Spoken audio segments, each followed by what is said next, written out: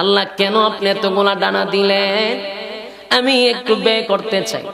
কুদরতি পায়ে সেজদায় পড়ে গেল। আল্লাহ বলেন, জিবরাইল রে, আমার 7টা জাহান্নাম ভ্রমণ কর।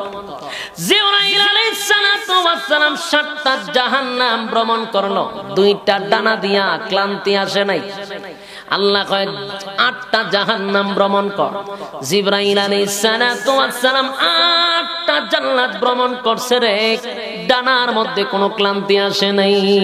সুবহানাল্লাহ।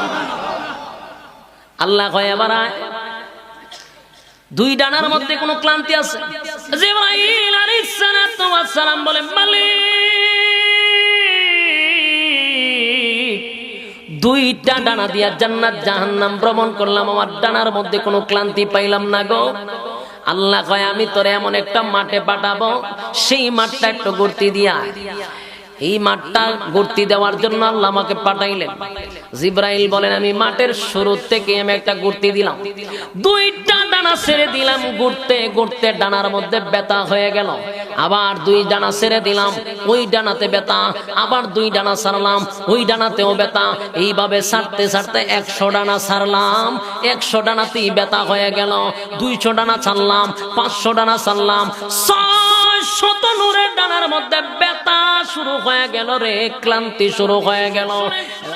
আল্লাহ রাব্বুল আলামিন বলেন, ভালো করে খেয়াল করে দেখবেন, আমরা যখন গরু জবাই করি, গরুটাকে আপনার সামনে এসে এমনি শুয়ে জায়গা না 4-5 জনে ধরতে হয়?